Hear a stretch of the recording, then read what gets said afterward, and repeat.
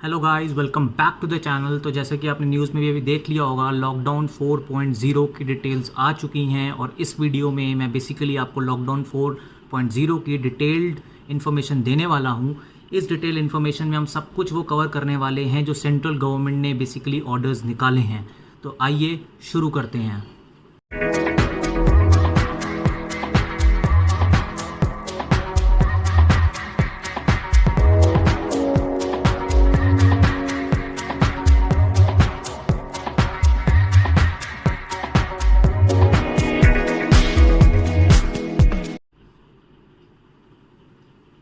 Guys, lockdown 4.0 31 मई तक कर दिया गया है। उसकी बहुत सारे डिटेल्स है जो सेंट्रल गवर्नमेंट ने दी हैं, लेकिन उन डिटेल्स को डिस्क्लोज करने से पहले मैं आपको ये बताना चाहूँगा कि महाराष्ट्र, तमिलनाडु, पंजाब और मिज़ोरम ने अपने सिक्योरिटी मेजर्स को देखते हुए, केसेस बढ़ते हुए देखते हुए, उन्होंने अपने लॉकडाउन 3.0 की डिटेल्स के साथ ही अपने 4.0 में एंटर किया है और उन्होंने ये लॉकडाउन 31 मई तक बढ़ा दिया गया है। साथ ही में तेलंगाना ने अपने 3.0 की डिटेल्स को लागू करते हुए लॉकडाउन 4.0 को लागू किया है 29 मई तक, जिसमें सेम प्रिकॉशंस और सेम रिस्ट्रिक्शंस रहेंगी लोगों पे जो पहले थी।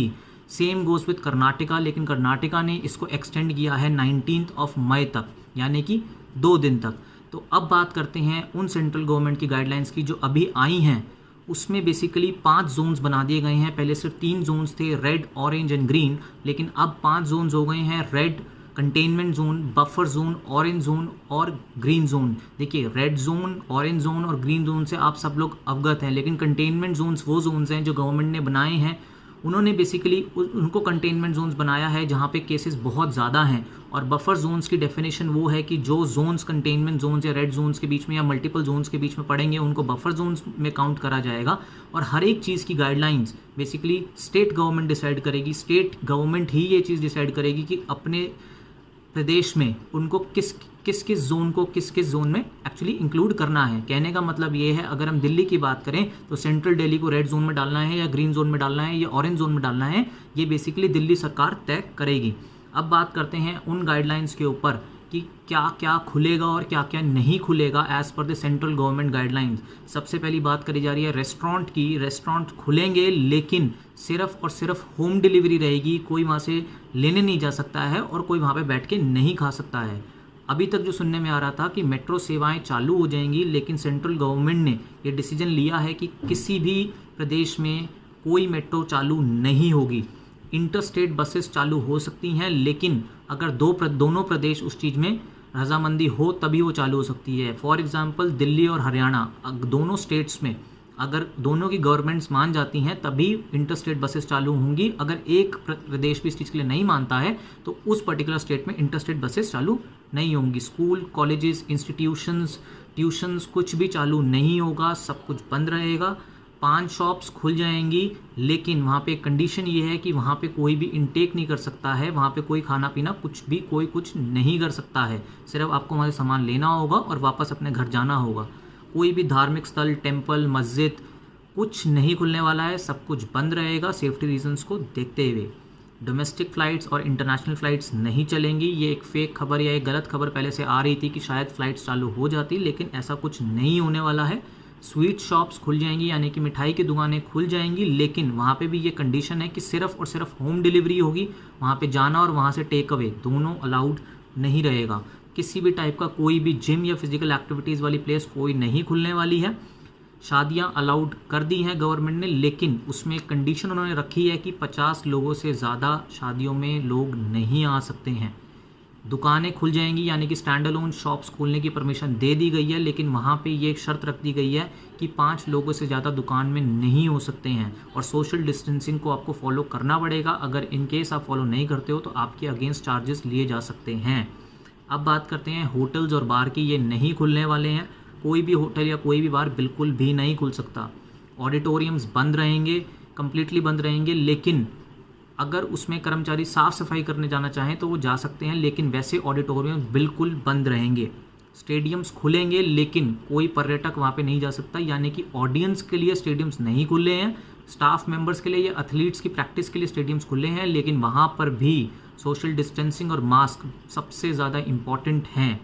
अब बात करते हैं किसी की मृत्यु हो जाती है तो अंतिम संस्कार में सिर्फ और सिर्फ 20 लोग ही इंक्लूड हो सकते हैं, 20 लोग ही जा सकते हैं। वही पहले वाली कंडीशन जो गवर्नमेंट की थी सेम इम्प्लाई हो रही है। खुले में कहीं खाना पीना कुछ भी इस टाइप का करना बिल्कुल मना है। अगर आप ये सब चीज़ें करते हैं तो आपके अगेंस्ट फाइन्स रखे जा सकते हैं। और एक बात, डिटेल्ड गाइडलाइंस हर एक स्टेट की आपको मिल जाएंगी इसी चैनल पे। कल दिल्ली गवर्नमेंट की गाइडलाइंस आने वाली हैं, हर एक स्टेट गवर्नमेंट की गाइडलाइंस आपको इसी चैनल पे जल्दी जल्दी मिलती रहेंगी। तो सब्सक्राइब करने ना भूलिएगा और बेल आइकन ज़रूर प्रेस कर दिएगा, लाइक ज़रूर करिएगा वीडियो को। और कोई भी आपके रिव्यूज़ हैं या कोई भी आप अगर अपने रिव्यूज़ देना चाहते हैं इस पर्टिकुलर वीडियो के बारे में तो प्लीज़ आप उसको कमेंट करके बताइए। द मोस्ट इम्पॉर्टेंट थिंग मैं आपको जो बोलना चाहूँगा वो ये बोलना चाहूँगा कि गवर्नमेंट ने स्ट्रिक्ट फाइन्स लगाए हैं। अगर कोई बंदा मास्क पहन के नहीं निकलता है, बिना मास्क के अगर आप रोड्स पे निकलोगे तो आपके फाइन्स लगाए जाएंगे। मैं आपको एग्जांपल देता हूँ, यूपी गवर्नमेंट ने फर्स्ट टाइम विदाउट मास्क पकड़े जाने पे 100 रुपये का फ़ाइन रखा है, सेकेंड टाइम 250 रुपये का फ़ाइन रखा है और थर्ड टाइम 1000 रुपये का फ़ाइन रखा है। तो फोर्थ टाइम अगर आप पकड़े जाते हो तो कोई भी स्ट्रिक्ट एक्शन आपके अगेंस्ट लिया जा सकता है। तो मैं इस वीडियो को यहीं ख़त्म करूँगा, लेकिन आपसे एक रिक्वेस्ट है कि क्योंकि अगर लॉकडाउन 4.0 में चीज़ें खुलना शुरू हुई हैं तो please do maintain social distancing, mask जरूर पहनिए, टाइम टू टाइम सैनिटाइजेशंस करते रहिए। और एक चीज़ मैं आपको बताना रह गया है कि गवर्नमेंट ने कुछ चीज़ें एक रिक्वेस्ट भी करी है कि जितना ज़्यादा हो सके घर से काम करिए। एम्प्लॉयज़ को अगर कोई बहुत ज़रूरी काम नहीं है तो मत बुलाइए। थर्मल स्क्रीनिंग ज़रूरी है, मतलब कंपलसरी है। किसी भी ऑफिस में कोई भी एम्प्लॉय अगर एंटर करता है तो उसकी थर्मल स्क्रीनिंग के बिना वो एंटर नहीं करेगा। सैनिटाइज़र्स आपको यूज़ करने पड़ेंगे फ्रीक्वेंटली, हाथ धोने पड़ेंगे frequently. Time to time sanitization बहुत ज़रूरी है ऑफिस की, तो ये चीज़ देख लीजिए। अगर आप अपने एम्प्लॉयज़ को ऑफिस में बुलाएंगे तो आपको टाइम टू टाइम सैनिटाइजेशन करानी पड़ेगी। शिफ्ट अगर चेंज होती है, कुछ ऑफिस में शिफ्ट चेंज होएगी तो शिफ्ट चेंज के टाइम पर सैनिटाइजेशन इज़ अ कंपल्शन। आप ऐसा नहीं कर सकते हैं कि आप सैनिटाइजेशन ना कराइए। सोशल डिस्टेंसिंग मेंटेन करनी पड़ेगी काम करते के साथ साथ। तो ये चीज़ समझ लीजिए कि बहुत ज़्यादा इजी नहीं हुई हैं चीज़ें, बस गवर्नमेंट आर्थिक स्थिति को सुधारने के लिए चीज़ों को खोल रही है। अब ये हमारी रिस्पॉन्सिबिलिटी बनती है कि हम चीज़ों को ठीक से फॉलो करें। तब तक के लिए सतर्क रहिए, अपना ध्यान रखिए और कम से कम घर से बाहर निकलिए। निकलना पड़ रहा है तो काइंडली वियर मास्क, सैनिटाइजर्स अपने पास रखिए, सोशल डिस्टेंसिंग फॉलो करिए। कोई नहीं फॉलो कर रहा है इन सब रूल्स को तो प्लीज़ उसको जाके समझाइए, उसको रिक्वेस्ट करिए। Till then, good bye.